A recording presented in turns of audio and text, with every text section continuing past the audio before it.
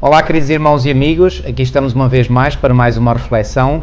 Desta vez vamos entrar na lição 7, o número da perfeição, mas não vamos falar de perfeição, não, vamos falar do mal, do problema do mal no universo e na nossa vida. Pois bem, sem mais delongas, vou pedir à minha mulher, que me dá o prazer mais uma vez de me acompanhar nesta reflexão. Milu, podes por favor fazer uma oração para que o Espírito Santo nos oriente e dirija? Com certeza. Vamos orar então. Querido Deus e nosso amado Pai, Senhor, mais uma vez aqui estamos com o nosso coração grato, porque um dia trouxeram até nós, Senhor, o conhecimento da Tua Palavra e pela Tua graça e o Teu Santo Espírito te agradecemos porque não a rejeitamos, Senhor. Obrigada porque cada vez mais, consoante os dias vão correndo, compreendemos a preciosidade e a importância e a solenidade de percebermos e conhecermos esta palavra, e por isso, Senhor, te agradecemos pela liberdade que ainda temos de a poder estudar, de nela poder refletir e podermos, Senhor, sob a Tua graça, viver de acordo com a Tua vontade. Amém, Senhor. Senhor, mais um tema que temos para refletir, que pedimos que a Tua graça, o Teu Santo Espírito nos assista, a nós, a mim e ao meu marido, nesta reflexão conjunta, mas também, Senhor, em todos aqueles queridos que de uma forma ou de outra, estando connosco, refletindo nesta palavra, também sejam abençoados por ela, Senhor. Fica connosco, que a Tua graça fique connosco também, o Teu Santo Espírito, e que verdadeiramente, Senhor, saiamos na certeza de que estivemos na Tua presença, refletindo sobre a palavra eterna. Amém. Fica connosco, pedimos tudo isto e agradecemos em nome de Jesus. Amém. Amém. Milu, o mal é uma realidade. Todos nós o sentimos na nossa vida pessoal, na nossa mente, à nossa volta. Este é o maior problema no universo e é também, como diz aqui logo o autor no início da lição, talvez o maior problema que o cristianismo enfrenta, como reconciliar o facto de que Deus é perfeitamente bom e amorável com o facto de que existe o mal neste mundo. Nós já conhecemos pessoalmente pessoas que se defrontam com este problema e certamente que aqueles que nos estão a ouvir agora, certamente que já dialogaram, já tiveram uma interação com muitas pessoas que se debatem seriamente com este problema na sua mente. E não é caso para menos, porque isto realmente é algo que nos aflige bastante. Milu, queres dar as primeiras reflexões sobre esta questão que iremos abordar aqui um bocadinho mais em detalhe? Porquê que Deus permitiu o mal? Eu iria talvez começar por aí, por essa questão. É sem dúvida o maior desafio da humanidade. Verdade que para aqueles que têm dificuldade em acreditar em Deus, justificam muitas das vezes essa mesma dificuldade porque não conseguem compreender como é que um Deus de amor, não é? Um Deus que criador, um Deus Pai, permite que já há muitos anos sob este planeta nós soframos as consequências do mal e sintamos o mal na nossa vida. E realmente a questão o termos esta compreensão ou tentarmos ter o melhor possível a compreensão do porquê da existência do mal e de experimentarmos o mal na nossa vida e no planeta Terra, traz alguns desafios mesmo na mente de alguns crentes, porque às vezes, como vamos estudar um bocadinho mais para a frente, também não compreendemos algumas coisas, também nos questionamos o porquê de algumas consequências, ou nem diria consequências, às vezes nem é a consequência direta de alguma ação nossa incorreta. Às vezes não temos nada a ver com as coisas e estamos a sofrer também a consequência do próprio mal.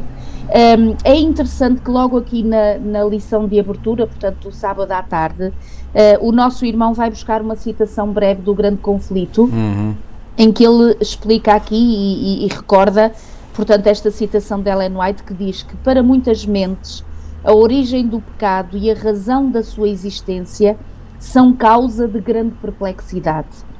Veem a obra do mal e os seus terríveis resultados de miséria e desolação e questionam como é que isso pode existir sob o reinado de um ser que é infinito em sabedoria, em poder e em amor. E depois conclui a citação: eis o mistério para o qual não encontram explicação. E quando eu estava a ler esta citação, estava-me a recordar daquele versículo de 2 Tessalonicenses, no capítulo 2 e no versículo 7, em que o apóstolo Paulo diz que o mal é definido como um mistério da iniquidade. Ou seja, como que dando a entender, quando até Ellen White diz aqui, alguns não encontram explicação, alguns de nós encontramos explicação, aquela que vem revelada na palavra de Deus, e é aí que nós vamos encontrar o conhecimento. Mas mesmo assim temos que ser humildes para compreender que vai haver um momento em que nós já não temos mais explicação e que realmente ficamos limitados pela nossa própria capacidade finita daquilo que nós somos, não é? Neste corpo finito e corruptível que nós temos, para um dia sim, quando Jesus vier, então nós passarmos, não é um dia, 2, nem 3, nem 100, mas uma eternidade a compreender estas coisas realmente dos mistérios, inclusive o mistério da iniquidade. E, portanto, se por um lado nós temos a graça e a bênção de já ter orientações importantes, solenes e realmente verdadeiras sobre a questão do mal, para compreendermos este problema do mal, por outro lado, também tem que haver humildade da nossa parte para que há um momento ou há um certo limite até onde nós vamos e a partir daí tentar encontrar respostas, se calhar é ser um bocadinho presunçoso. Portanto, vai requerer de nós uma confiança, uma fé, uma entrega a este Deus que nós sabemos que é maravilhoso e que não está nada em causa para a felicidade do ser humano, pelo contrário. É pensar na felicidade do ser humano que nós abordamos a palavra e que a palavra se revela, não é? Tu falaste aí da origem, que pela revelação nós podemos conhecer um pouco sobre este mistério do mal. Nós podemos conhecer, através da revelação, e conhecemos, sobre a origem do mal. Isso. Agora, sobre a explicação para a origem do mal, isso não existe. Claro. Aliás, Ellen White dá-nos a entender que se o mal pudesse ser explicado, isso seria uma forma de o justificar. Isso. E o mal não tem justificação. Ok? Portanto, nós sabemos como é que ele começou, e nós vamos abordar isso, mas não há razão que justifique o seu aparecimento, ok? Portanto, foi algo realmente muito estranho que surgiu na história do universo, mas que Deus, na sua omnisciência, e já agora eu faço aqui um apelo, normalmente não... já agora, esta citação que vem, portanto, aqui na introdução da lição, que tu acabaste de ler, e muito bem, vem no capítulo 29 do livro O Grande Conflito, e eu recomendo vivamente a cada um de vós, queridos amigos e irmãos, a poderem ler, mesmo que já tenham lido, leiam novamente. Eu hoje voltei a ler este capítulo na íntegra, e vou-vos dizer, eu já li muitas vezes este capítulo, e já li muitas vezes os primeiros capítulos do livro Patriarcas e Profetas, que também o primeiro capítulo é recomendado na lição de sexta-feira da lição desta semana. E cada vez que eu leio, há sempre novas percepções que me vêm à mente. Então, o capítulo 29 do livro O Grande Conflito tem como título A Origem do Mal. Por favor, leiam com atenção, reflitam bem neste capítulo, porque isto explica de uma forma muito clara. Ainda hoje eu partilhava isto com a minha mulher.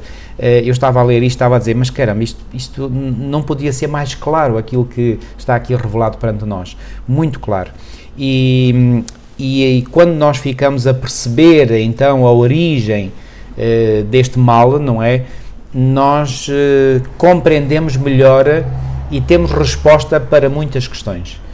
E deixem-me dizer-vos, e confesso uma coisa, que hoje em dia, à medida que cada vez mais eu observo o mundo, eu posso perceber como esta dinâmica do grande conflito está totalmente presente na realidade do nosso mundo hoje. É claro que sempre esteve, atenção, não estou a pôr isso em causa. O que eu estou a querer dizer é que eu, pessoalmente, estou agora mais do que nunca desperto para a realidade desse conflito.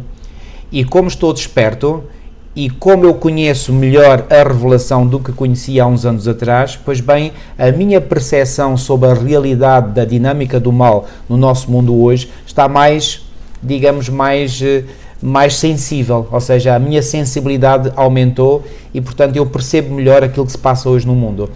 E por isso é que eu recomendo fortemente que os irmãos leiam este capítulo, porque se o lerem, e aqueles que não tiverem este livro, e pode-se dar o caso de algum amigo ou amiga estar a ouvir-nos e nem saiba que livro é este, então eu recomendo o seguinte: há um website, portanto na internet, que tem este livro, e ponham, por favor, façam uma busca na internet, ponham O Grande Conflito, Ellen, ELLENG.White,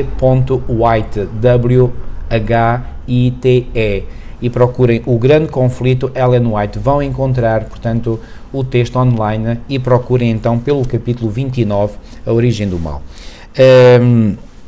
Milu, aqui na lição de domingo fala de vários textos bíblicos que referem que ao longo da história muitas têm sido as pessoas, e pessoas crentes, que se têm incomodado com esta questão do mal. E nós compreendemos, porque a menos que nós não tenhamos já sido vítimas do mal, não é? Quer do nosso próprio mal, quer do mal de outros, pois bem, nós não compreendemos isto, e creio que todos nós já lidamos com isso, não é? Então, vem aqui uma pergunta, que é uma pergunta que vem num texto em Apocalipse, no capítulo 6, até quando, Senhor? Até quando, Senhor? Sobretudo quando nós estamos a viver de forma mais direta, mais na pele, diria, o problema do mal, aí é que, digamos, custa, e custa muito. E o mal pode ser exprimido de várias formas, mas é sempre o mal, ok? E a origem do mal é sempre a mesma. Como é que eu vou aqui passar a uma questão que o próprio salmista, o salmista Asaf, no Salmo 73, indica? Como é que nós podemos compreender, digamos que por vezes, e reparem, esta foi a percepção que o salmista teve, e quase de certeza, ou muito provavelmente, essa já foi também a nossa percepção. Nós olhamos para os ímpios, para aqueles que praticam o mal, e parece que a vida lhes corre às mil maravilhas, não é? E nós dizemos assim: mas caramba, mas eu ando aqui a esforçar-me por fazer o bem, por viver uma vida honesta, uma vida correta, e parece que nada me corre bem, e aquele indivíduo, aquela indivídua, enfim, não quer saber Deus para nada, fazem as coisas na vida de uma forma batuteira, utilizam a batota, utilizam a desonestidade, a mentira, e tudo lhes corre bem. Este foi o problema, este foi o dilema moral que Asaf viveu. Milu, como é que a gente pode resolver este dilema? Eu achei muito interessante, e por acaso não me lembrava deste versículo, não desse de Asaf, portanto que ele é bastante conhecido sobre realmente estas questões, não é? E no fundo esta aparente injustiça daqueles que não buscam o Senhor parecer prosperar mais do que aqueles que realmente se esforçam por obedecer ao Senhor e por serem fiéis para com a sua palavra. E exatamente nesta lição do domingo vem aqui este versículo de Malaquias, no capítulo 2 e no versículo 17, que leva esta questão até a um nível que eu nunca tinha pensado sobre esta perspectiva, e realmente é um grande ensinamento que nós temos esta semana na lição da Escola Sabatina. Em Malaquias, no capítulo 2, no versículo 17, o Senhor faz assim esta pergunta: enfadais o Senhor com as vossas palavras, e ainda dizeis, mas em que é que o enfadamos? Não é? O profeta está a dizer que eles estão a enfadar o Senhor com algumas palavras, e eles perguntam, mas quais palavras? Nisto que pensais. E o que é que eles pensavam? Qualquer que faz o mal passa por bom aos olhos do Senhor, e desses é que ele se agrada. Ou, onde está o Deus do juízo? Repara, aqui o profeta está a chamar-nos a atenção quando por vezes nós poderemos até pôr em causa a própria justiça divina. Ou seja, pôr em causa que o Senhor não se esteja a ver ou a perceber que há situações que nos causam pesar pela injustiça que elas têm, e mais, estes aqui até davam a entender que Deus até se agradava mais daqueles que, fazendo mal, ele os considerava como bons. E isto é algo impensável. É um absurdo. É um absurdo. Ou seja, como que dando a entender, e agora numa resposta, como nós poderemos dizer, aliás, quando vamos ao Salmo 10, versículo 1, que também... Já agora, Milu, se me permites, aí a tua versão que leste diz aí que eles pensavam, aqui a minha versão diz e ainda dizeis, ou seja, aqui vai mais longe e dá a entender que muitas vezes os teus pensamentos eram verbalizados em palavras, não é? E eu já ouvi, infelizmente, até irmãos da igreja, portanto, porem em causa a justiça de Deus. Eu muito honestamente, incomoda-me quando ouço alguém pôr em causa. Posso perceber, entre aspas, digamos a razão ou as razões porque levam essas pessoas a pôr em causa, porque muitas vezes estão a viver um sofrimento atroz e intenso, mas mesmo esse sofrimento atroz e intenso não justifica que nós ponhamos a justiça de Deus em causa. E sabem, amigos, eu digo isto muito claramente pelo seguinte, porque eu próprio já cheguei a esta conclusão: se nós colocamos em causa a justiça de Deus, nós enveredamos por um caminho que nos vai fazer mal a nós próprios. Ou seja, é a nossa mente que depois vai entrar num labirinto tal que muito dificilmente nós poderemos sair desse labirinto. E é isso que o inimigo pretende de nós. É levar precisamente a nossa mente a esse labirinto para nos sentirmos tão desesperados que finalmente nós não venhamos a concluir que a vida não faz sentido e, portanto, o mais vale talvez é acabar com a vida, não é? E se nós não tivermos pensamentos suicidas, temos pensamentos que nos levam a cair no poço, como hoje se diz frequentemente, a cair em depressão. Então, esse é um caminho que nós nunca deveríamos escolher ir. Mesmo que a intensidade do sofrimento seja grande, nós deveríamos colocar na nossa mente este conceito bem claro, dizendo, ok, por muito que eu esteja a sofrer, a culpa nunca é de Deus. Isto tem que ficar muito, muito, muito claro. Isto tem que ser, eu diria que uma âncora na nossa mente. Tem que ser algo que é inabalável. Deus é justo. E nós já estabelecemos nas lições anteriores, como vimos, que Deus é amor e para além de Deus ser amor, Deus é justiça também. Então Deus nunca está na origem do mal. Deus nunca aprova o mal. Nunca aprovou, não aprova, nem nunca aprovará. Pelo contrário, Deus se insurge contra o mal. E ainda na lição da semana passada nós vimos como a ira de Deus é uma ira plenamente justificada, porque essa ira de Deus é uma ira contra o mal.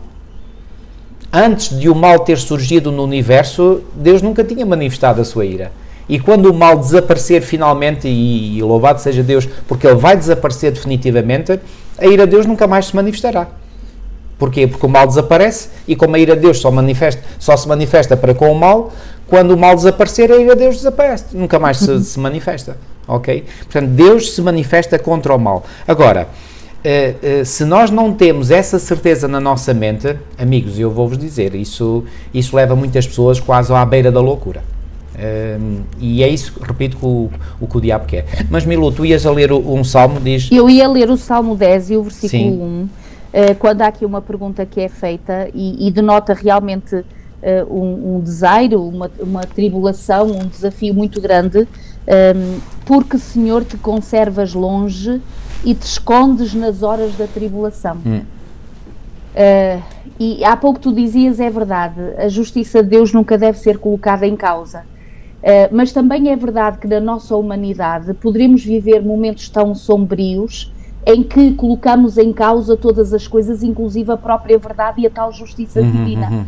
E repara que grandes homens da palavra de Deus, da Bíblia e mulheres inclusive, e está isto registado aqui exatamente para nosso ensinamento, certo, e para nós não desanimarmos diante dos desafios, que podemos passar por alguma situação na nossa vida em que realmente questões se levantam, e repara mesmo esta que é o título da lição de domingo, até quando, Senhor? Ou seja, será que já não chega? Será que já não é suficiente?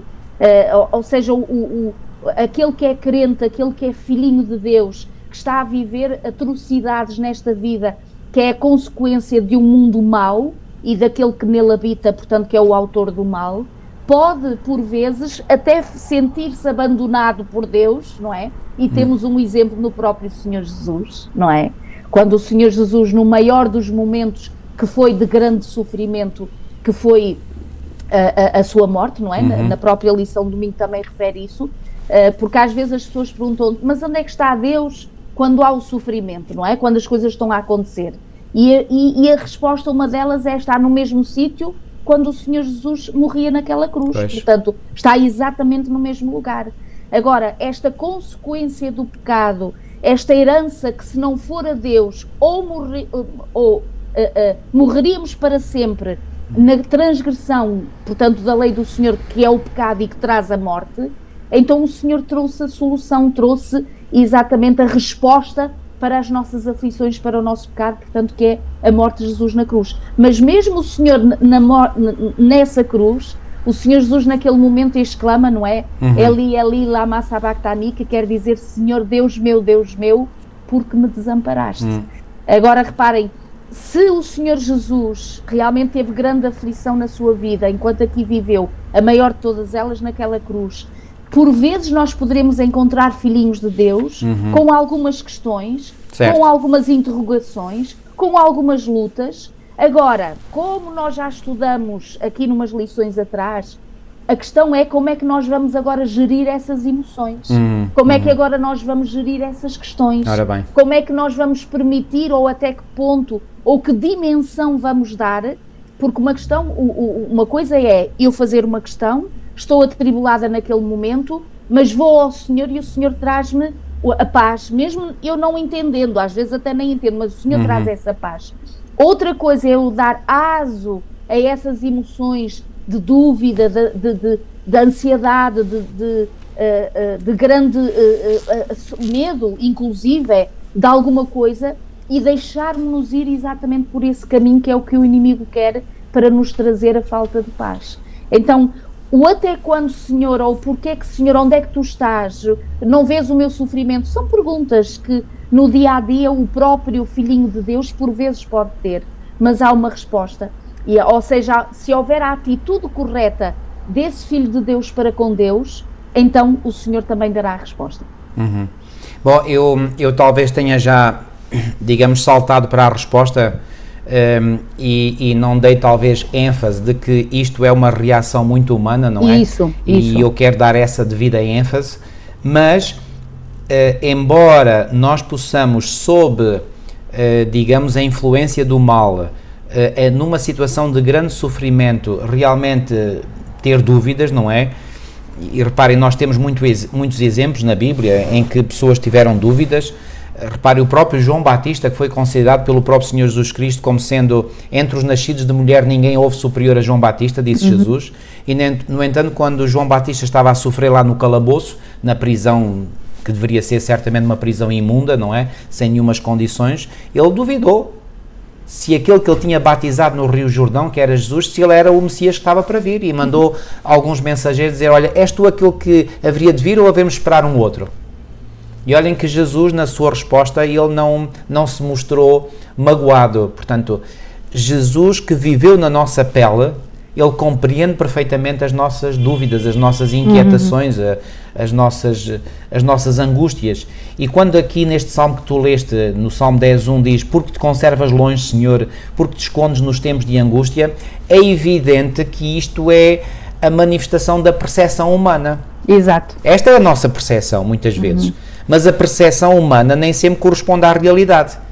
E aqui é que eu passo para a resposta que nos pode aliviar. Reparem, dou um exemplo. Eu nasci em África e lá em África, no sítio onde eu nasci, fazia muito calor. Eu lembro quando eu era criança e viajava às vezes num carro, nós íamos a viajar na estrada e lá à frente parecia que havia água, uma poça de água na estrada. E quando eu tomei consciência disso pela primeira vez, eu estava à espera de encontrar a poça de água e depois vi que não havia poça de água nenhuma, não é?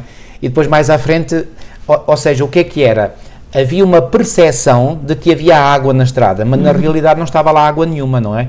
Então a nossa percepção pode ser diferente da realidade. Isto que aqui o salmista expressou, isto é factual, isto aconteceu com ele e acontece connosco. Nós podemos ter uma percepção, e temo-la muitas vezes, mas a nossa forma de resolver racionalmente esta angústia, este problema, espera lá, eu estou a sentir isto, sim, não vamos negar aquilo que nós sentimos, as nossas emoções. Nós podemos sentir realmente que Deus não está presente. Mas o facto de sentirmos que Deus não está presente, isso não é sinónimo de que Deus não esteja presente. Não sei se me fiz entender.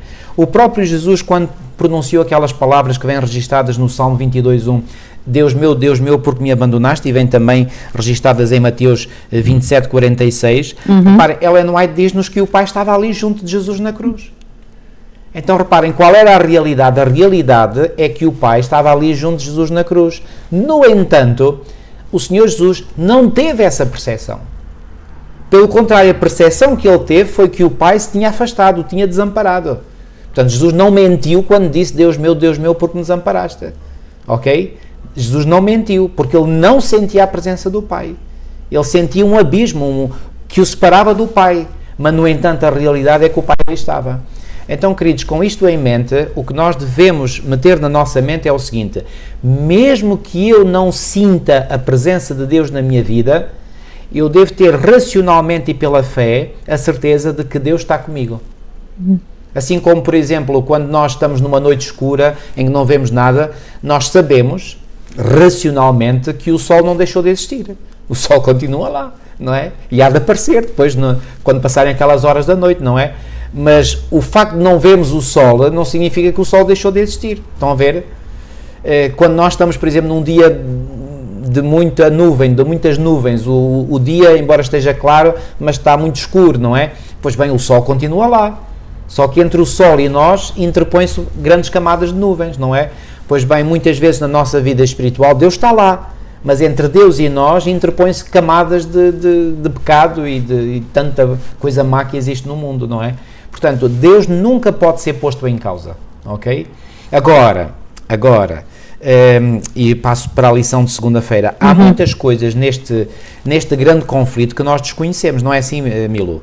Nós desconhecemos, nós não somos possuidores de todas as variáveis, só Deus é que é omnisciente, só Deus conhece todas as coisas. Jó certamente não percebeu a razão por que estava a sofrer, não é? Ele não sabia, não é? E exatamente com essa experiência que ele estava a viver, que estava longe de imaginar que o caso dele estava a ser visto e observado por todo o universo. Por todo o universo, exatamente. Por todo o universo. Portanto, estava ali um homem em que o Senhor Deus disse ao nosso inimigo: olha, vês aquele homem justo, ou seja, que faz a minha vontade, e o inimigo lançou sobre a vida de Jó e atirou, perdoe-me a expressão, à cara a Deus, a dizer, pois, mas se tu lhe dás tudo, com certeza que ele vai-te ser sempre fiel. Agora tira-lhe tudo para tu veres como é que ele vai reagir. E é exatamente este grande conflito em que o universo está envolvido, particularmente o nosso planeta, que muitas das vezes, porque desconhecemos isso, então mais difícil fica de compreender o sofrimento, mais difícil fica de compreender os desafios desta vida, seja à nossa volta, seja na nossa própria vida. Então é muito interessante quando há muitas coisas, e aliás, o Senhor dirige-se a Jó, não é? E ele faz muitas perguntas: onde é que estavas tu? Diz-me se tu entendes aquilo que eu fiz aqui ou acolá. E depois ele diz: se é que o sabes, responde-me, não é? É como se o Senhor tentar levar Jó àquilo que ele é a criatura. Mas claro. E portanto, e ao ser a criatura, não tem de forma alguma a dimensão e a capacidade de compreender o Criador. Para já por sermos humanos e para já por sermos criaturas e também por sermos humanos caídos em pecado, ainda por cima. Não é? E então mesmo, Senhor... Eu acredito mesmo no estado de perfeição em que Adão e Eva foram criados, mesmo assim eles não eram omniscientes, como é óbvio, não é? Claro, porque a omnisciência é um atributo exclusivo do Criador, de Deus, não é? Exatamente. Então, eles já eram limitados na sua compreensão, embora estivessem num estado perfeito. Agora imaginem nós num estado imperfeito, num estado pecaminoso, quer dizer, a nossa limitação é brutal, não é? E, portanto, nós não podemos, na nossa limitação, poder compreender ou ter a visão alargada que Deus tem, não é? Exato. E, portanto, o que é que nós podemos, em muitas situações, podemos e devemos, em muitas situações, fazer? É, pela fé, confiar que Deus é bom, que Deus é justo, que Deus está no controle, é conhecedor de todas as variáveis. Reparem, queridos, não há nada, mas absolutamente nada neste mundo que o Senhor não conheça. Ele conhece tudo. Nós conhecemos apenas uma ínfima parte da realidade. Deus conhece tudo, mas tudo mesmo. Ele conhece o que vai na mente de cada ser humano e existem bilhões de seres humanos no planeta e Deus conhece tudo. Ele conhece quais são as maquinações do inimigo, quais são os planos, as estratégias que ele está a pensar fazer. Deus conhece tudo isso. Então Deus é conhecedor de todas as variáveis. Não apenas é conhecedor de todas as variáveis, mas o Senhor controla todas as variáveis.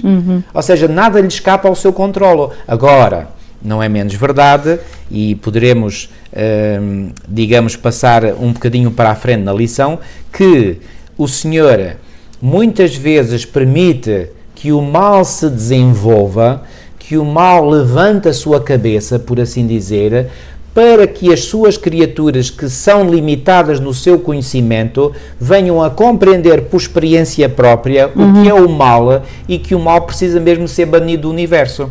E quando eu chego à conclusão que o mal precisa mesmo ser banido no universo, eu posso imaginar que Deus esfrega as mãos de contente, dizendo: pronto, olha, o Paulo já percebeu isto.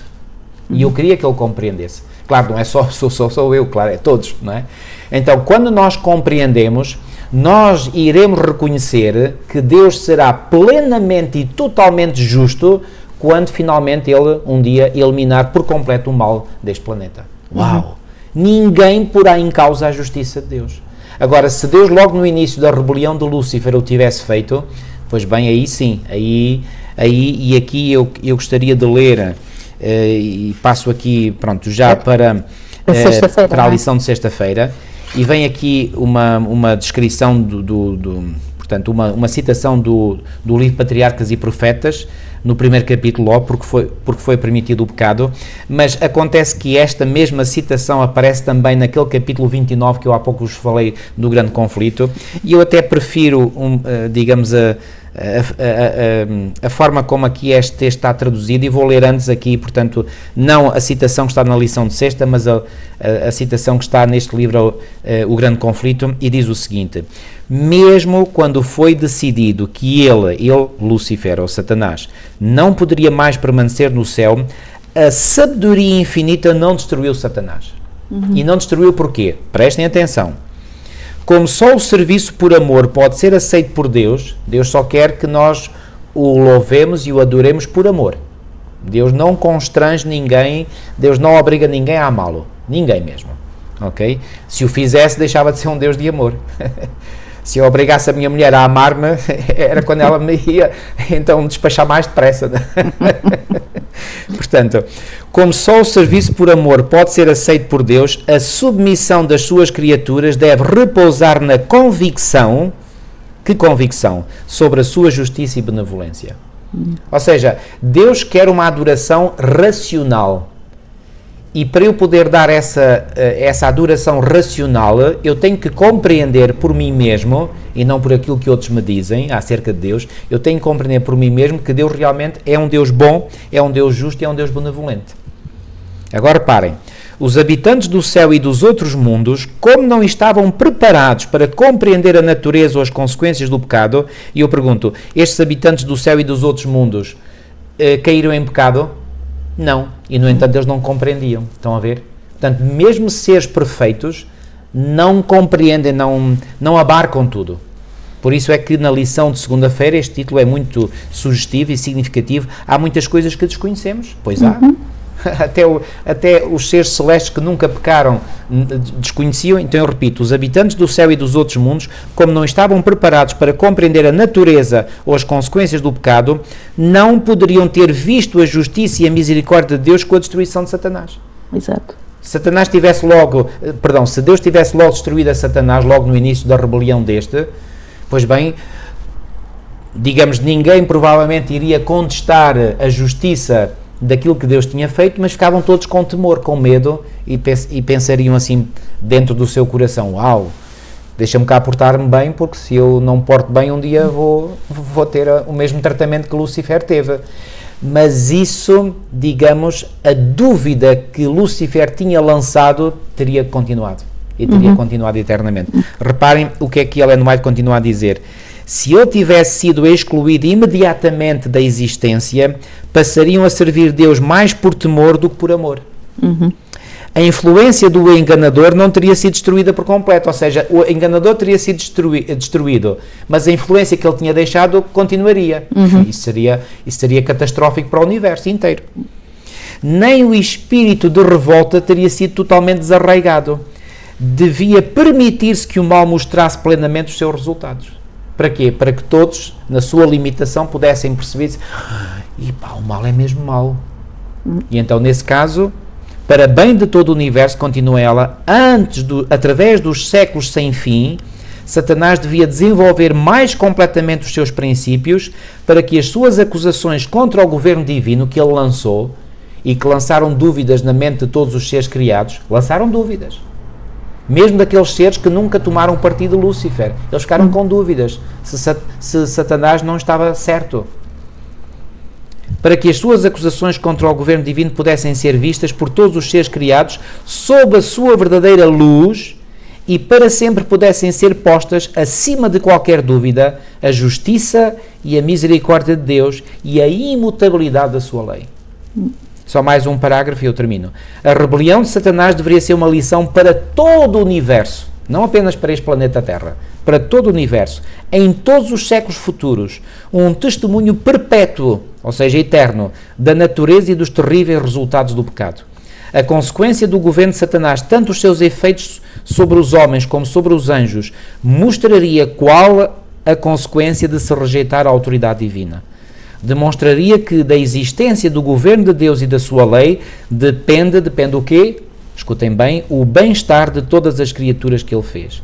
Assim, a história desta terrível experiência da revolta de Lúcifer, que esteve na origem do mal e que se estende até aos nossos dias.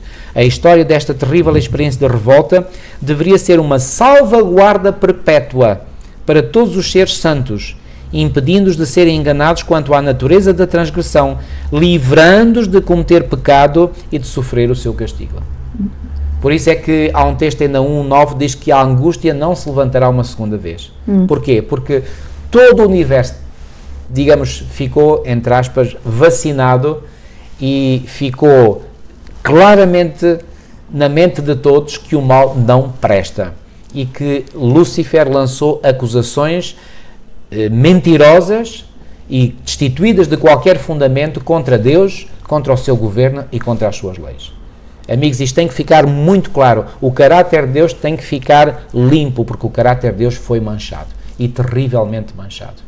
E se houve ser em todo o universo que mais sofreu e mais tem sofrido com o problema do mal, é Deus em primeiro lugar. E Deus não pode ser acusado por nós porque Ele próprio, ao vir a este mundo, demonstrou de forma inequívoca que Ele era capaz de sofrer o que sofreu com o objetivo de libertar aqueles que Ele amava, de libertar da escravidão do mal e do pecado. Uau, isto... Oh, amigos, quando nós compreendemos verdadeiramente à luz do grande conflito o sacrifício de Jesus na cruz do Calvário, esse sacrifício de Jesus na cruz do Calvário passa por é o centro da explicação do mistério do mal. Ajuda-nos a compreender para sempre. Milu, já falei... Já agora, para esclarecer já só falei demais? Não, só um assunto que tu referiste, só para deixar claro, quando tu dizes que até os seres perfeitos tiveram as suas dúvidas, tiveram-nas, mas resolveram-nas. Sim. Portanto, agora, neste momento do campeonato, já estão mais do que resolvidas, não é? Está mais que resolvido, mesmo com a explicação que o Senhor Jesus lá, mesmo que tentou persuadir, ou seja, esclarecer o próprio Lúcifer daquilo que ele estava a fazer, de que não era correto, toda essa explicação fez com que os anjos que quiseram ficar com o Senhor fosse mais do que suficiente a explicação que ele tinha dado, não é? Portanto, mas sabes que mesmo os anjos que permaneceram fiéis a Deus e que nunca se desviaram, portanto, da sua fidelidade e lealdade para com Deus, estão a confirmar. Só quando Jesus morreu na cruz, portanto, isto 4.000 anos, cerca de 4.000 anos após a criação, é que eles perceberam definitivamente, e eu creio que aí eles puseram um ponto final nas suas dúvidas, é que eles perceberam definitivamente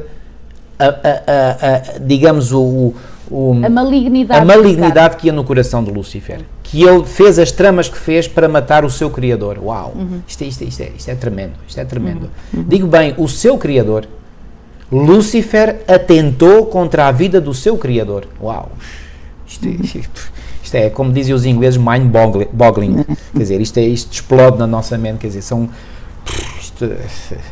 até nos dá suores, não é? Portanto, como é que isto pôde acontecer? Mas esta é a realidade. Portanto, o mal não tem razão de ser.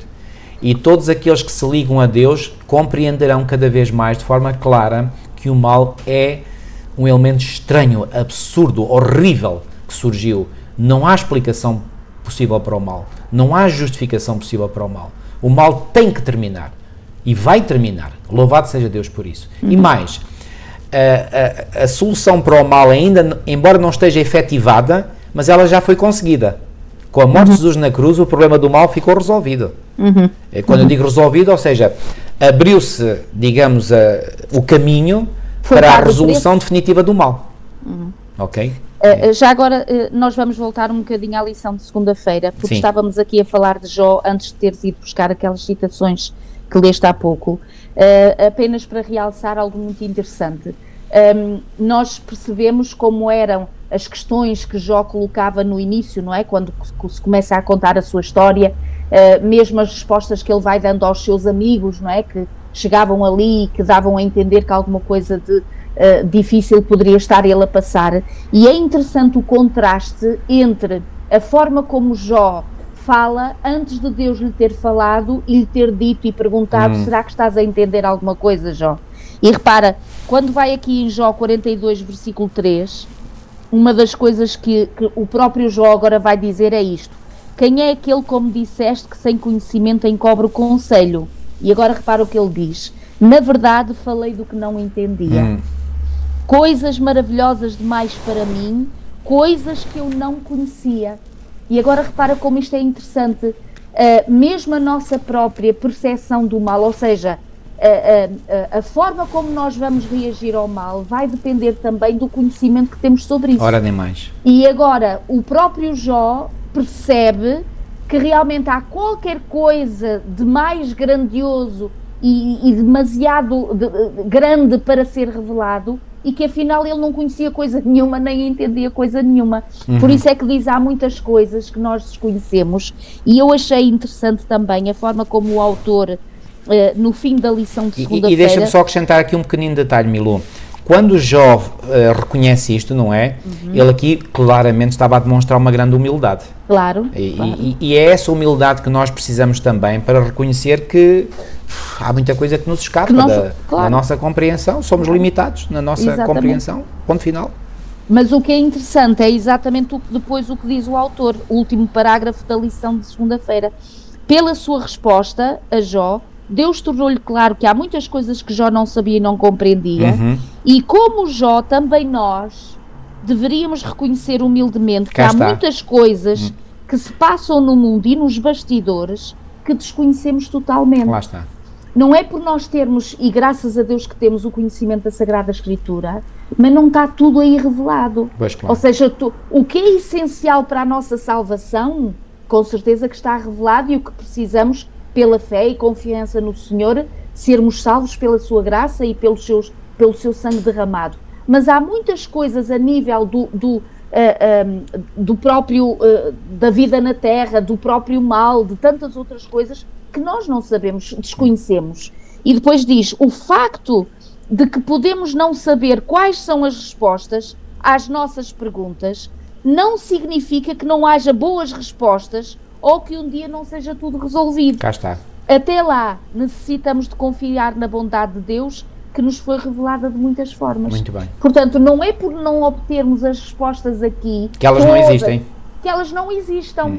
Elas existem. Claro que sim. Só que nem sempre temos acesso a todas elas aqui, ainda. Pois. Se calhar algumas delas até fomos encontrando ao longo da nossa vida, em relação a várias coisas, mas se chegar um momento em que eu não encontro a resposta, não quer dizer que ela não exista, simplesmente ela ainda não chegou até mim, ou porque não é o tempo ideal, ou porque há um outro momento, até quem sabe será na eternidade, que muitas das coisas nos serão reveladas. Agora, há aqui um aspecto que eu queria aqui introduzir, embora ele não seja aprofundado, pelo menos nesta lição, que é o seguinte: Deus muitas vezes permite, e nós vemos isso ao longo da história bíblica, Deus permite que o mal nos atinja porque ainda existe mal em nós. E como Deus nos quer desembaraçar de todo o mal e de todo o pecado em mim, ou seja, em cada um de nós pessoalmente, a melhor forma que o Senhor encontra para que isso aconteça é eu ser confrontado ou viva uma experiência de mal, para que assim, quando eu sinto esse mal a fazer-me mal, passo o pleonasmo, eu possa então reconhecer a malignidade do mal e possa sentir horror ao mal e querer, baseando-me na força e no poder e na graça de Deus que estão à minha disposição, querer com que o mal desapareça por completo da minha vida e da minha mente. Estão a ver? Porque muitas vezes, quando nós não sentimos diretamente os efeitos do mal na nossa vida, até digamos, temos um flerte com o mal. E Deus não quer que nós tenhamos flerte com o mal. Deus odeia o mal. E porquê que odeia? Mais uma vez, já falámos disto bem em detalhe. Porque Ele sabe que o mal nos faz mal. E Deus não quer ver as suas criaturas que Ele tanto ama a sofrer. E aquilo que nos traz sofrimento é o pecado. É a desobediência às leis de Deus. Então Deus não quer que nós tenhamos convivência com o mal. E muitas vezes nós ainda convivemos com o mal porque nos agrada, porque a nossa tendência pecaminosa leva-nos a isso. Então, o que é que o Senhor faz? Deus não quer, mas Deus permite que o mal nos atinja de caras, não é? Para que nós assim, digamos, apanhemos um tipo de eletrochoque mental, não é? E despertemos e digamos, pá, isto é mesmo mau, isto é terrível. E então aí nós possamos, digamos, usar o raciocínio que Deus nos deu e as qualidades mentais que o Senhor nos deu, as capacidades, e dizer, não, eu não quero nada com o mal, eu quero me desembaraçar com o mal. E aí, claro, nós recorremos a Deus e Deus fica todo contente e todo satisfeito de nós reconhecermos que o mal não presta e vamos a Ele para que Ele solucione o mal. É aquilo que Ele mais anseia fazer em cada um de nós, é isso, é tirar o mal de nós, fazer com que o mal desapareça por completo da nossa vida. É esse o objetivo dele para nós. E nós então temos que, reparem, amigos, numa frase eu digo isto, quando nós somos confrontados com o mal, nunca devemos, vou repetir aquilo que eu já disse há pouco, apontar as baterias ou o dedo acusatório para com Deus. Para onde podemos apontar muitas vezes o dedo é para nós mesmos. E perguntarmos, Senhor, será que existe ainda algum mal em mim que Tu queres libertar-me, que Tu queres limpar-me, do qual Tu me queres purificar? Essa sim, essa é uma questão sábia e inteligente. Agora, pôr em causa a justiça e o amor de Deus, amigos, não vão por esse caminho. Isso é sentido proibido. Sentido proibido. Agora, eu pôr em causa eu próprio, à vontade. Quem sou eu? Portanto, olha, nós encontramos, olha, por exemplo, eu recordo da experiência do rei Manassés, um rei tão ímpio que reinou em Judá por 55 anos, ele cometeu tantas atrocidades, tantas, inclusivamente até sacrificou alguns dos seus filhos em sacrifícios pagãos, imaginem. E o que é que Deus fez? Fez que viesse um povo ainda pior do que ele contra ele, prenderam-no com ganchos e fizeram 30 por uma linha a ele, e quando ele estava a sofrer o sofrimento na pele, aí voltou-se para Deus.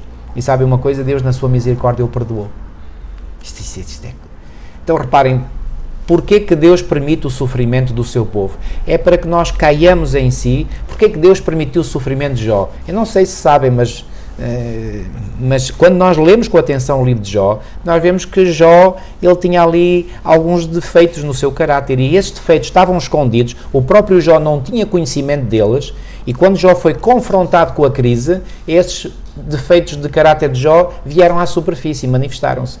Se não acreditam no que eu estou a dizer, faço aqui, não costumo fazer, mas faço aqui um apelo, vão ao YouTube e procurem Porque Deus Permite o Sofrimento do Seu Povo, Paulo Cordeiro, e vejam a apresentação que eu faço sobre o livro de Jó, que foi também uma revelação para mim, eu saber que Deus, ao permitir o pecado a Jó, também tinha um interesse positivo para com Jó. E Jó, felizmente, no final dessa sua experiência, conforme leste aqui neste texto de Jó 42:3, Jó acaba por reconhecer humildemente, portanto, que estava muito aquém de ter um conhecimento de tudo, e mais, ele diz no versículo 6, por isso me abomino e me arrependo no pó e na cinza. Eu pergunto, como é que ele se poderia arrepender se ele era justo e íntegro e não tinha mal nenhum?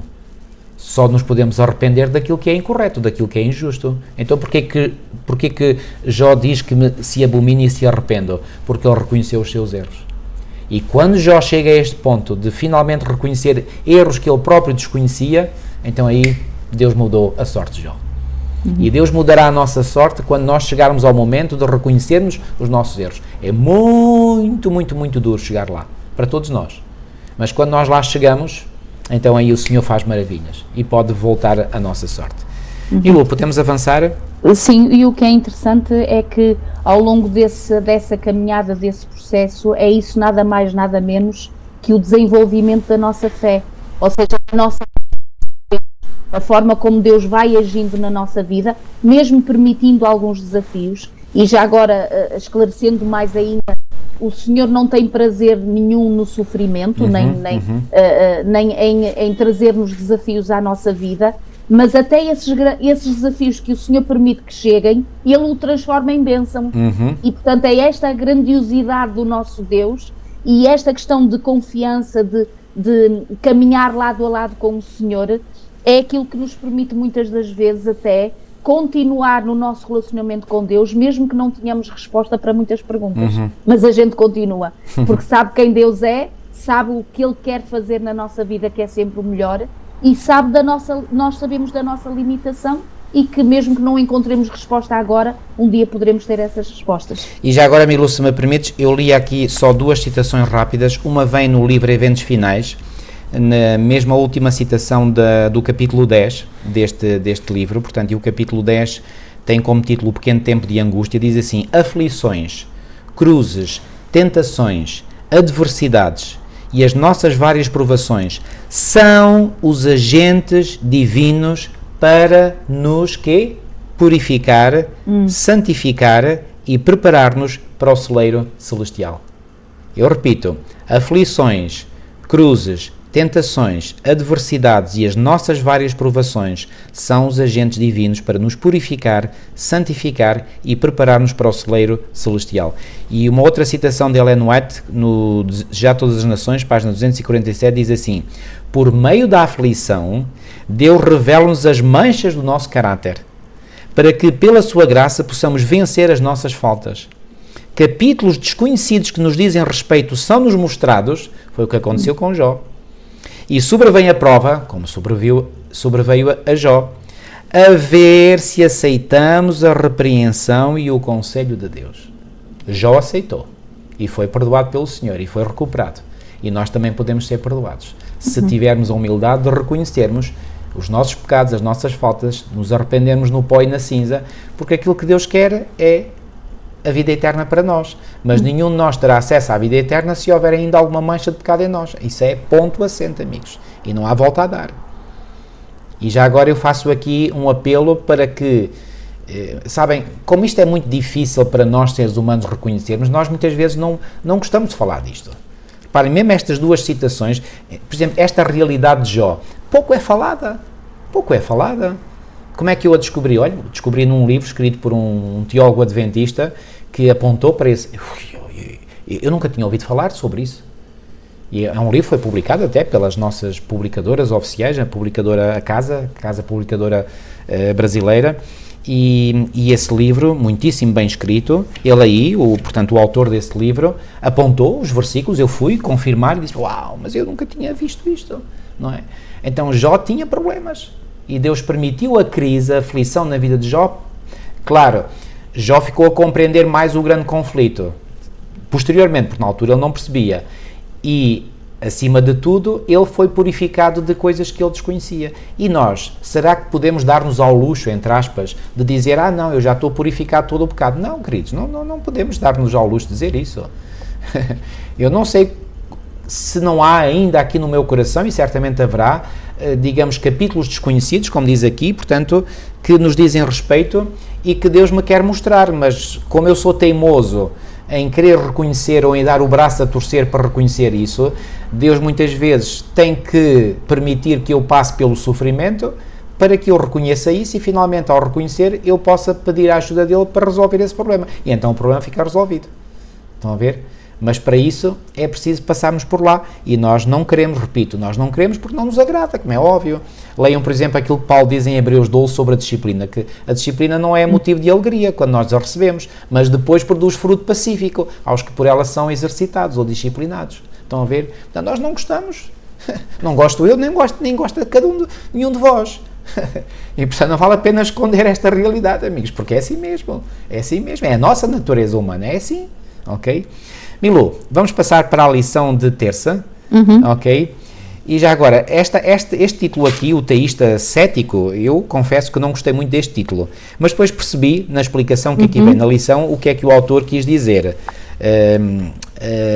porque nós devemos ser céticos, não para com Deus, mas para connosco próprios. Exato. Só que, como o teísta refere-se à pessoa que tem fé em Deus, que crê em Deus, pode parecer que o teísta cético é aquele que é cético para com Deus, quando não é esse o objetivo da expressão. Então eu vou dar uma sugestão, eu acho que este título da lição terça deveria ser o teísta confiante e não o teísta cético. O teísta confiante em Deus, mesmo que eu não perceba tudo, e não percebo, eu tenho confiança que Deus sabe tudo, que Deus é amor, que Deus é justiça e que Ele finalmente resolverá tudo da melhor forma possível. Ok? Agora, o cético é, em relação a mim próprio, ser desconfiado de mim próprio? Com certeza que sim, com certeza. Desconfiar de Deus, não. Desconfiar de mim mesmo, com certeza. Há lugar para toda e qualquer desconfiança. Agora, desconfiar de Deus, não. Não, isso não. Bendito o homem que confia no Senhor, Jeremias 17:7. Mas maldito o homem que confia no homem, Jeremias 17:5.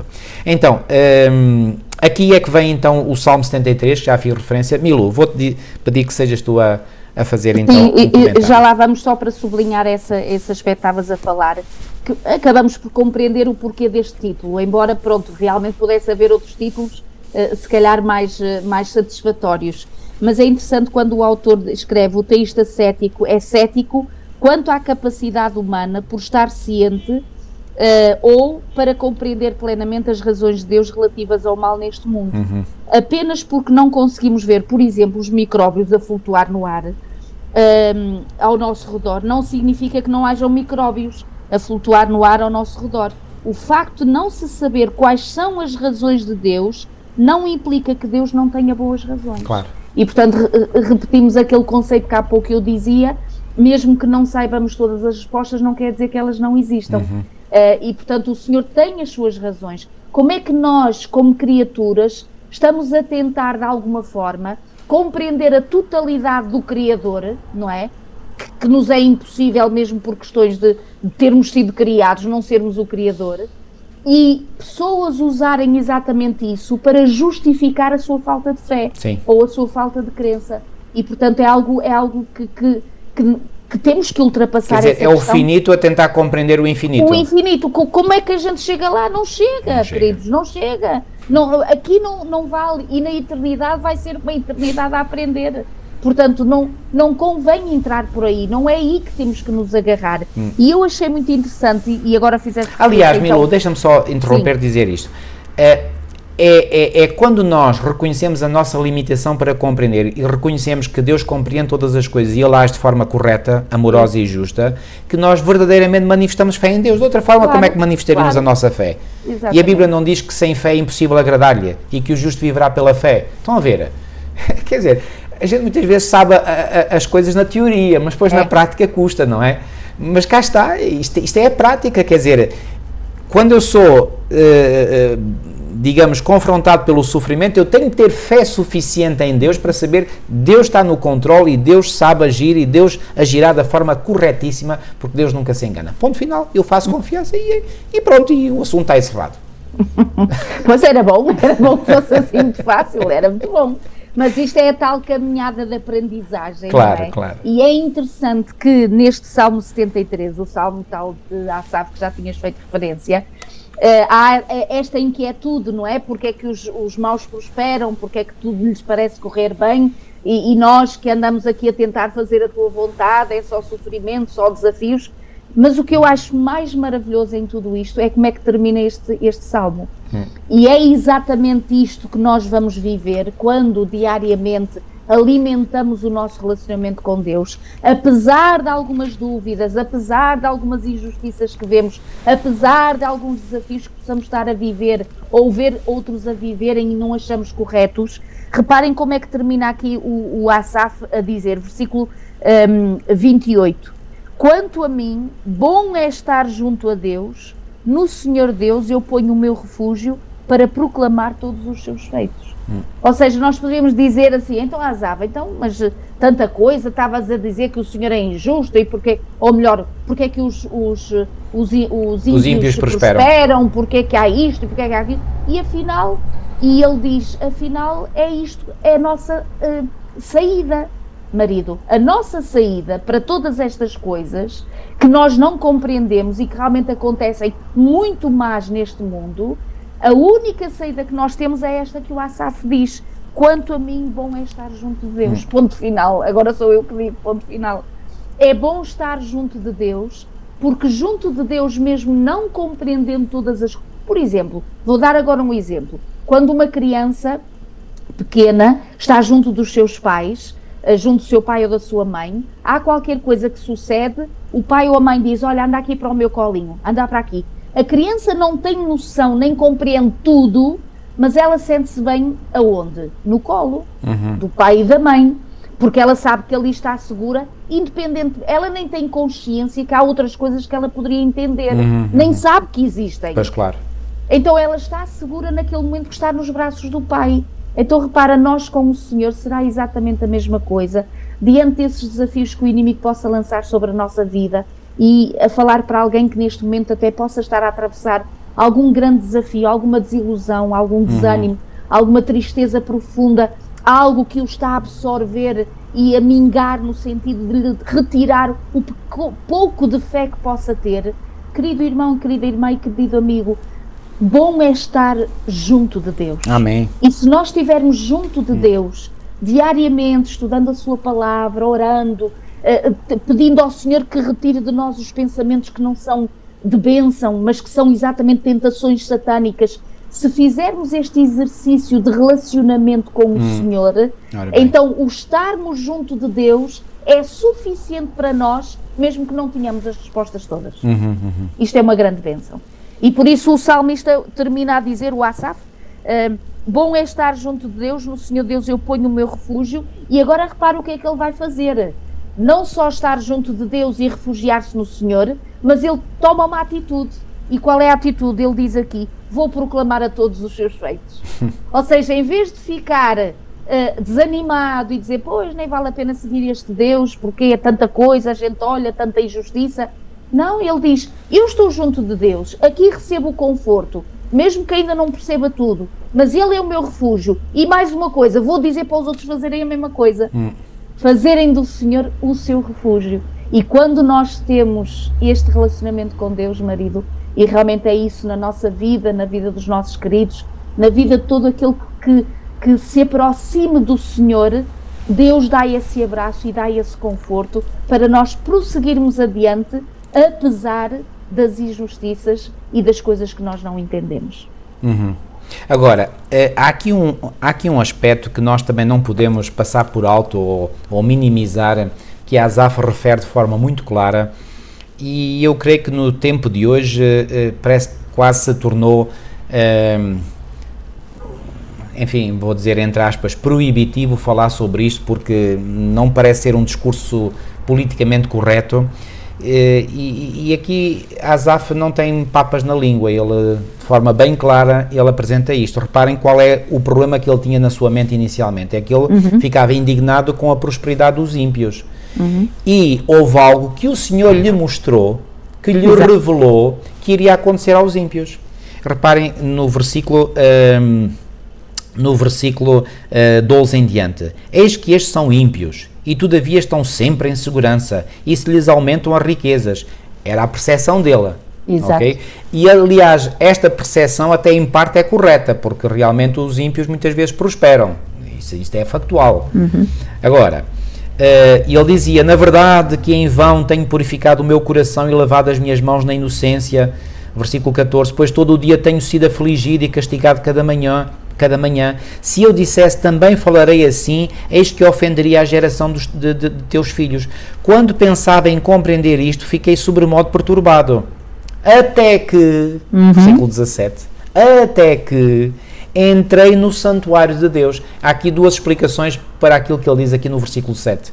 Ou ele entrou literalmente no santuário de Deus que ficava em Jerusalém, ou então ele, pela fé, entrou no santuário de Deus que está no céu. celestial. Ok? As duas interpretações são possíveis. De qualquer forma, mesmo que ele tivesse entrado literalmente no santuário que estava em Jerusalém, pela fé ele também entrou em contato com o Deus que está no santuário celestial. Isso também é factual.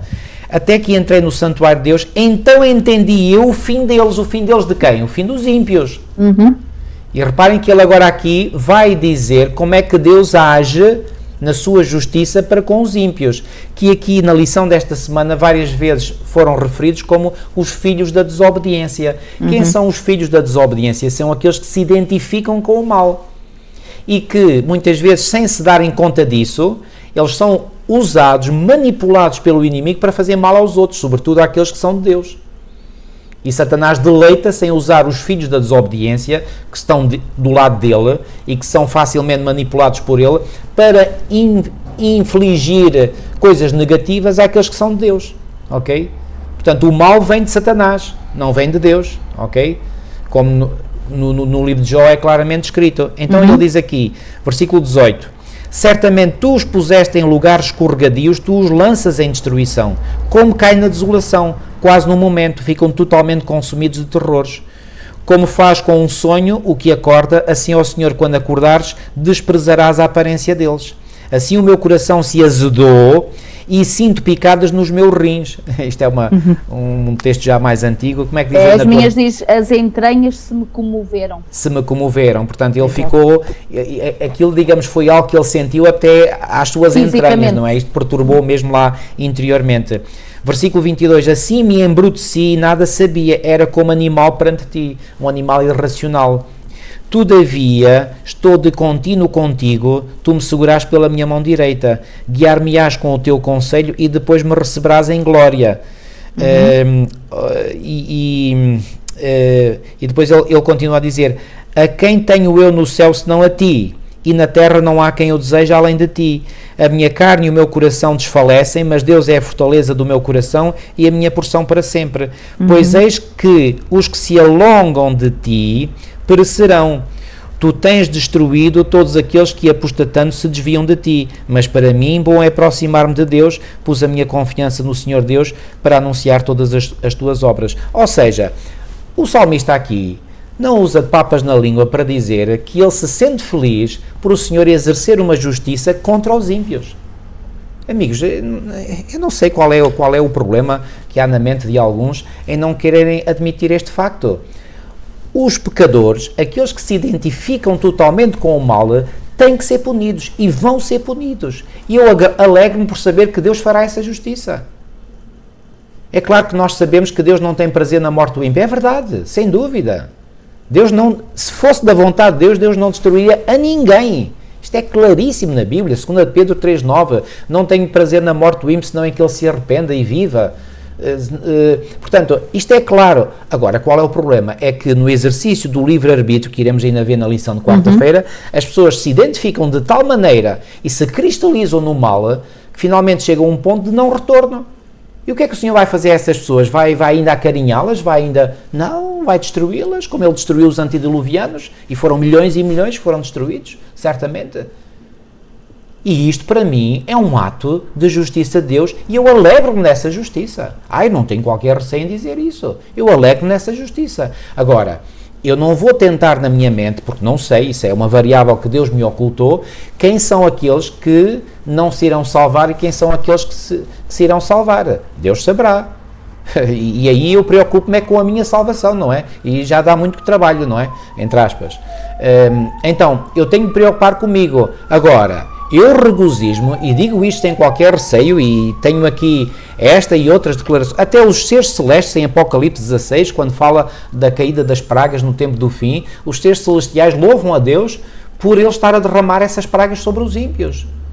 Então, amigos, não temos que ter esta falsa modéstia, ou falsa humildade, ou chamem lá o que quiserem, de não querer falar nisto, dizer que Deus pune os ímpios. Pois pune, e ainda bem que pune, porque merecem ser punidos. E quem são estes ímpios que serão punidos? Aqueles que se identificaram, repito, identificaram-se de tal maneira com o mal que não quiseram ser transformados pela graça e pelo poder do Senhor. Não é aquele que faz o mal, mas que depois cai em si, arrepende-se e é recuperado pelo Senhor. Esses são, aliás, quantos de nós estaremos no céu que não tivemos pecado? A Bíblia diz: não há justo nenhum sequer, então todos nós pecamos, certo? Agora, há uma diferença, e uma diferença muito, mas muito, muito significativa entre aquele que pecou, mas em humildade reconhece que errou e vai pedir perdão a Deus arrependido, e aquele que nunca se quer arrepender. Para este último, a morte e a destruição é completamente justa. Eu não tenho qualquer problema em dizer isto. Portanto, isto o salmista o disse. E isto para ele foi um alívio. E para mim também é. Eu saber que aqueles que fazem o mal, se eles se vierem a arrepender, ótimo, excelente. Excelente. Mas se não se vierem a arrepender, a morte, a pena de morte para essas pessoas, é um ato da mais estrita e elementar justiça. Já agora permite-me dizer o seguinte. Eu acredito e percebo parte daquilo que estás a dizer, que quando o Senhor vai destruir para sempre todo o mal, não é com regozijo e com alegria. Ou seja, nós temos regozijo e alegria na extinção do mal. Sim. E realmente no mal que provoca-nos dano, que realmente é injusto, que realmente, ou seja, nós nos regozijamos e nos alegramos porque o Senhor vai cessar todo o mal, toda a injustiça, certo, tudo aquilo que é incorreto. Agora imagina, de onde é que vem a alegria? E Deus me perdoe agora com o exemplo que eu vou dar, mas é só para dar uma grande dimensão da questão desta percepção, desta alegria. Que alegria é esta? Que acho que a palavra alegria não é o melhor, ou o regozijo não é o melhor. Vamos imaginar que alguém que nós amamos muito da nossa família, os nossos filhos, ou o nosso cônjuge, ou quem seja, realmente um dia se perdem, porque se identificam exatamente, são filhos do maligno, tornaram-se filhos do maligno e infelizmente rejeitaram, portanto, as orientações que vêm da parte de Deus, rejeitaram o Senhor. Nós não vamos dizer que temos alegria que o nosso cônjuge ou os nossos filhinhos ou os nossos queridos acabem por ser exterminados pelo mal. Não é questão da alegria da pessoa que morre. Não. Nós nos alegramos e nos regozijamos pelo fim do mal, é isso, que é algo de diferente. Ou seja, porque até o Senhor, como Pai querido, como Pai Criador, como Pai que deu a sua vida para salvar todo o ser humano, não vai sentir prazer nenhum na morte do ímpio, porque ele também diz isso, como tu há pouco disseste, que não tem nenhum prazer, nenhuma alegria na morte do ímpio. Então eu acho que é melhor termos atenção em relação às palavras que nós usamos, porque realmente a questão de descanso, ou seja, finalmente o mal terminou. Eu acho que todos nós ficaremos gratos ao Senhor porque o mal findou. Agora dizer que aquela pessoa ou outra pessoa porque mereceu isto ou mereceu aquilo, temos que trabalhar... Eu quando falo da alegria, eu falo da alegria porque a justiça de Deus se manifesta. Pronto, isso é outra coisa. E isso não podemos contestar. Repara, em Apocalipse 16, que eu há pouco citei e que agora vou ler, diz assim nos versículos 5 e 6, Apocalipse 16, 5 e 6, e ouvi o anjo das águas, portanto um anjo, um ser celestial que nunca pecou, que dizia: justo és tu, ó Senhor, que és e que eras e santo és, porque julgaste estas coisas. E porquê que o anjo afirma aqui a justiça de Deus? Versículo 6, viste como derramaram o sangue dos santos e dos profetas, também tu lhes deste o sangue a beber, porque diz que são merecedores. Sim, sim. Portanto, o anjo reconhece que o juízo de Deus é um juízo correto, porque os ímpios merecem aquilo que vão colher, ok? Deus não cria a destruição, volto a dizer, claro que não, mas a destruição é uma destruição justa. E, portanto, eu creio que todos os ímpios, todos os redimidos se regozijarão no facto de que a justiça de Deus se cumpriu e cumpriu-se plenamente. Isso. E o mal e todos aqueles que se identificaram com o mal serão destruídos e destruídos para sempre. Aleluia, glória a Deus.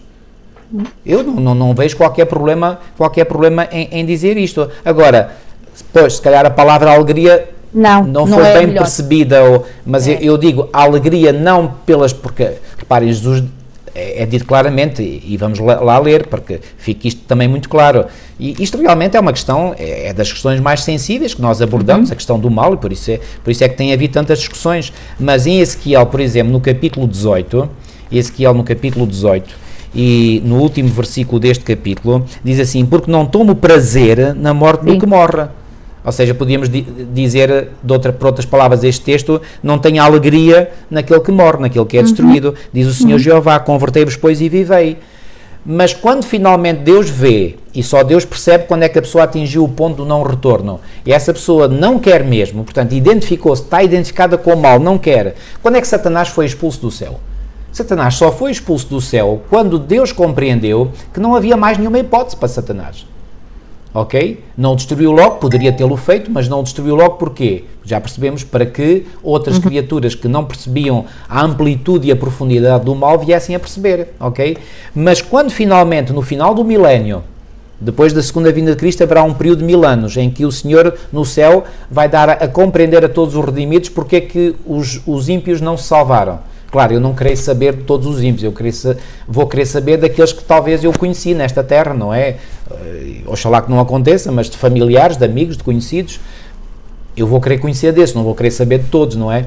Mas quando todas essas dúvidas ficarem esclarecidas, eu creio que estará no coração de todos os redimidos um sentimento de que Deus é totalmente e plenamente justo em destruir os ímpios e em destruir Satanás. E aliás, há um texto que há bocadinho estava para ler, Milu, e ainda há pouco tempo eu ouvi tu citares, é o texto de Mateus 25, 41, quando o Senhor dirá aos que estiverem à sua esquerda, apartai-vos de mim, malditos, para o fogo eterno, preparado para quem? Para o diabo e os seus anjos. Este fogo eterno foi preparado inicialmente para quem? Só para o diabo e os seus anjos. Agora, haverá pessoas humanas que serão destruídas neste fogo eterno, que é um fogo eterno não na sua duração, mas nas suas consequências? Com certeza que sim. Mas porquê que essas pessoas, seres humanos, serão destruídos neste fogo que foi preparado inicialmente para o diabo e os seus anjos? Porque se identificaram totalmente com o diabo e os seus anjos. Então essas pessoas, a morte dessas pessoas, a destruição dessas pessoas é, repito, um ato da mais total justiça divina. Ponto final. Isso é ponto assente. Claro que Deus não queria que ninguém se perdesse, eu também não. E há uma coisa que nós não nos podemos aventurar a tentar perceber, é que mesmo que haja um ato justo, mesmo aqui nós, enquanto vivemos aqui nesta terra, há momentos que são momentos justos, mas isso não deixa de criar tristeza em nós, não é? Pois porque claro. Não foi justo a pessoa ser repreendida desta forma ou receber aquela outra consequência, e não está em causa que foi justo, mas não deixa isso também de não nos trazer alegria, Pois. pelo contrário, Sim. até nos sentimos tristes. E nós não sabemos como ficará e fica o coração de Deus, e é isto que nós não podemos lá chegar, quando Ele, que é o Criador, que tudo fez para que realmente todos pudessem ter a salvação, apesar de ser o tal momento justo em que o mal vai ser terminado, extinto, com Satanás, os seus anjos e todos aqueles que rejeitaram o Senhor, de não deixar disso trazer a tristeza ao coração de Deus, não é? Como Criador e como Pai. Pela graça de Deus, a nós que vamos ser salvos pela sua graça e de acordo com o seu sacrifício, o Senhor fará qualquer coisa na nossa mente e na nossa vida para que nós não nos lembramos por toda a eternidade com dor aqueles que ali não estão e que eram nossos amados. Agora, como é que o Senhor vai gerir, permitam-me dizer assim, essa sua própria dor, a dele, não é? Como Deus, é qualquer coisa que nos ultrapassa. Portanto, E sabes, Milu, talvez uma imagem humana que nos ajuda a compreender essa dor de Deus por aqueles que se perdem, pode ser vista na experiência que o rei Davi viveu quando perdeu o seu filho Absalão. isso. Para Absalão era um filho que se revoltou Sim. contra o pai. Estava claramente a caminhar por caminhos ímpios, injustos. O próprio pai teve que fugir do seu filho. E por isso abandonou a cidade de Jerusalém para não haver um banho de sangue nessa cidade, certo? E quando ele recebeu a notícia, aliás, ele tinha pedido aos seus soldados que se encontrasse o seu filho não o matassem. Mas Joabe, que era o próprio comandante do exército de Davi, não atendeu a esse pedido, e quando viu lá o jovem pendurado pelos cabelos numa árvore, porque ele ia a fugir, porque o seu exército foi derrotado, ele ia a fugir, e o cavalo passou debaixo de uma árvore muito frondosa, ele tinha muitos cabelos, não é? Quando cortava o cabelo aquilo pesava não sei quantos quilos, ficou lá pendurado pelos cabelos, e quando Joabe soube, através de um soldado de Davi, que ele estava lá, disse, porquê que não o mataste? E o soldado disse, não, como é que eu ia matar se o rei nos pediu para não matar? E foi lá Joabe e espetou-lhe uma seta no coração e matou-o. Quando Davi soube da morte do seu filho, e se calhar Davi até sabia que a morte até era justa, como é que ele reagiu? Pois. Isto está em 2 de Samuel, capítulo 18 e versículo 33. Então o rei se perturbou e subiu à sala que estava por cima da porta e chorou. E andando dizia assim, meu filho Absalão, meu filho Absalão. quem me dera que eu morrera por ti, Absalão, meu filho. Então, sofreu ou não sofreu Davi pela morte do seu filho? Claro que sofreu. Deus vai sofrer pela morte dos ímpios? Claro que sim. Mas repito, algo da mais elementar justiça, Deus destruir aqueles que se identificaram com o mal. Não pode ser de outra maneira, amigos. Eu peço desculpa, isto tem que ficar claro. É doloroso? Mas é justo? É justo. Agora, o problema está em nós, seres humanos, que nos identificamos com o mal, quando o Senhor nos dá todos os potenciais da sua graça, do seu amor e da sua misericórdia para nos desembaraçarmos do mal. Qualquer um de nós que se perca, a culpa é nossa, amigos. Eu falo por mim, atenção, não estou a falar por ninguém. E se um dia eu me perder, a culpa é totalmente minha, 100% minha. 100%. De Deus, 0%. Eu não me quero perder e gostaria que nenhum dos meus queridos se perdesse. Aliás, gostaria que ninguém se perdesse. Agora, sou obrigado a reconhecer que a destruição dos ímpios é um ato da mais elementar e total justiça de Deus. Aponto. Mas isso não está em causa, marido. Eu creio que não é aí o problema e a dificuldade de aceitarmos como justo e correto, portanto, o juízo final, não é? O fim do mal e de todas as coisas. É a questão dos nossos sentimentos para com esse momento. Um momento que, como disseste muito bem e até mostraste este exemplo, que um pai chora pelo seu filho, pois, não é? Claro. Portanto, porque não quer que ele morra, não quer que o mal, e portanto aí nós percebemos o grande amor de Deus e a grande dor que o Senhor tem que suportar, que nós não sabemos na nossa mente finita o que é que o Senhor tem no seu coração de tão grande pesar e na sua mente, mas aceitamos pela fé e sabemos que o Senhor está a fazer o bem por todas as pessoas, sem exceção, não é? Portanto, para salvar todos eles, não é? Mas vamos avançar então para a quarta-feira. Sim. Tá bem? E vamos aqui, portanto, já agora há aqui uma frase no primeiro parágrafo que eu creio que foi mal traduzida, que diz assim: uma via para se abordar o problema lógico do mal. Não, o mal não é um problema lógico, não há nenhuma lógica no mal. O lógico ficou fora do lugar. Eu creio que aqui a tradução, e isto acontece porque muitas vezes no original inglês, na língua inglesa, as palavras têm uma outra sequência. A tradução correta desta frase é: uma via lógica para se abordar o problema do mal é conhecida como a defesa do livre-arbítrio. Eu creio que assim é que a frase ficaria bem traduzida, mas pronto, isto foi uma gafe. Muito bem, então esta defesa do livre-arbítrio, o que é que a defesa do livre-arbítrio é? É a perspectiva de que o mal é resultado do uso indevido do livre-arbítrio da criatura. Ou seja, a criatura tem o livre-arbítrio que Deus lhe dá, usa mal esse livre-arbítrio e depois dá mau resultado. Exato. E aí a culpa não é de Deus, a culpa é da criatura, como acabei de enfatizar. Portanto, aqui creio que não há muito mais para dizer do que aquilo que já dissemos. Sim. E vem aqui um pensamento de um autor cristão, C.S. Lewis, que diz o seguinte: o livre-arbítrio, embora torne possível o mal, claro que sim, se Deus não tivesse dado liberdade aos nossos primeiros pais para pecar, eles não teriam pecado. Aliás, quando Deus disse lá no início que não deveriam comer, não é?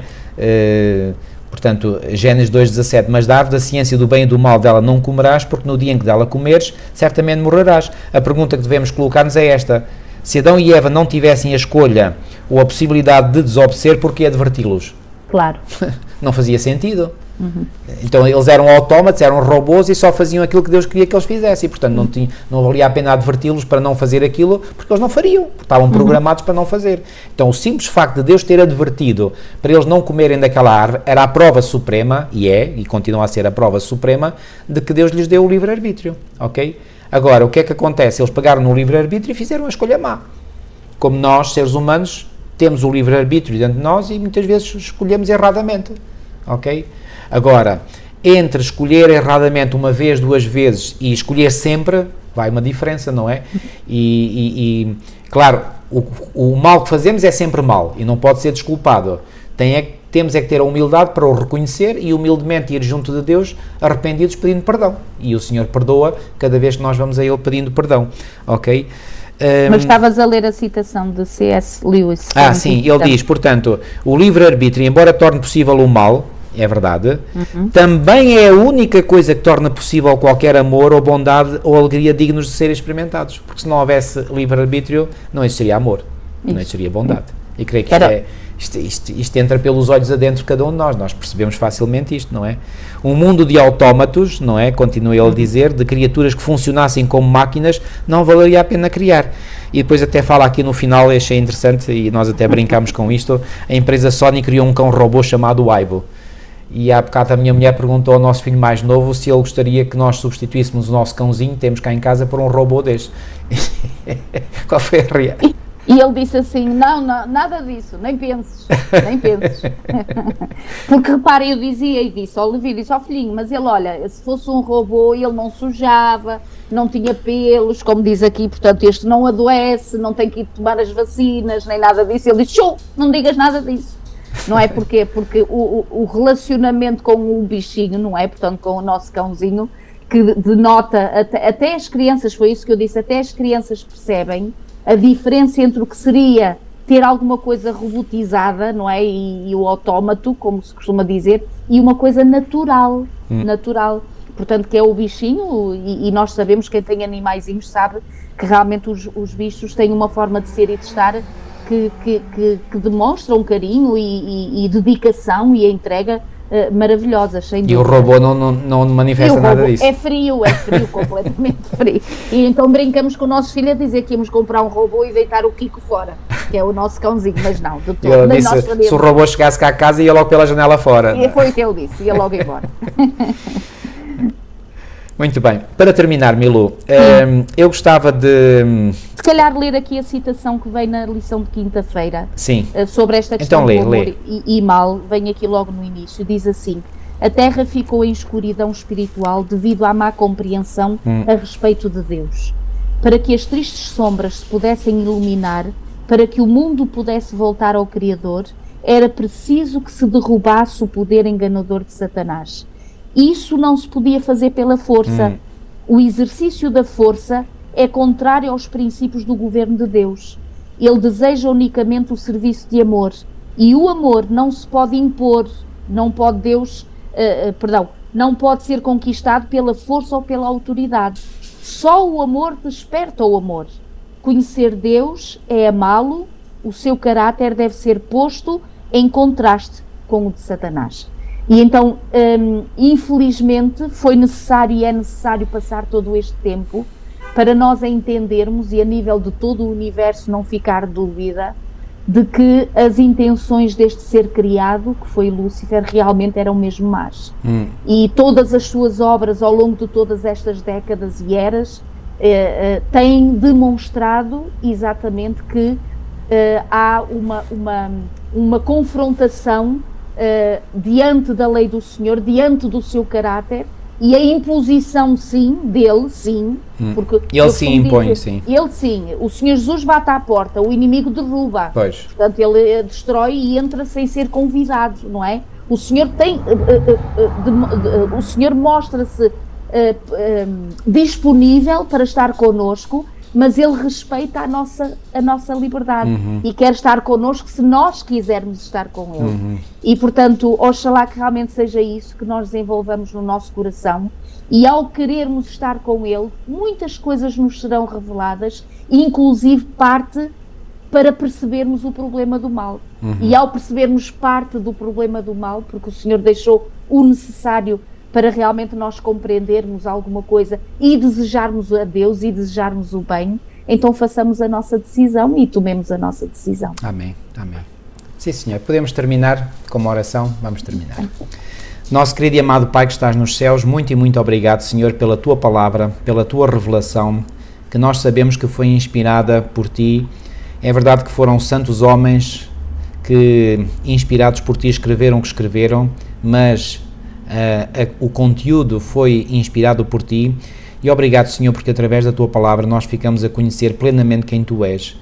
Mesmo que possamos ter dúvidas porque não compreendemos tudo na totalidade, ó Senhor, aquilo que está revelado é mais do que suficiente para nós compreendermos que Tu és um Deus de amor, de justiça, e que Tu conheces todas as coisas, és conhecedor de todas as variáveis, de tudo aquilo que se passa no mundo, e estás no controle de todas as situações. Ó Senhor, ajuda-nos a confiar plenamente em Ti, Senhor, sobretudo quando nós somos confrontados com a maldade, com o mal, com o sofrimento, com a dor. que nós possamos, Senhor, nunca pôr em causa a Tua bondade e a Tua justiça, Senhor, mas que possamos, se quisermos pôr alguma coisa em questão, que ponhamos a nós mesmos, mas nunca a Ti, Senhor. Amém. Fica connosco, Senhor, liberte-nos e protege-nos de todo o mal, afasta o inimigo de nós e ajuda-nos cada vez mais, Senhor, na nossa vida, a fazermos a Tua vontade, para assim provarmos por nós mesmos a Tua doce e agradável vontade para nós, Senhor. Amém. Fica connosco, é o que nós te pedimos, Senhor, e pela fé te agradecemos, em nome de Jesus. Amém. Amém. Ok, amigos, ficamos por aqui hoje, marcamos encontro para a próxima semana, que Deus vos continue a guiar e a dirigir grandemente e a abençoar. Amém. Que o Senhor vos abençoe e até para a semana, se Deus quiser.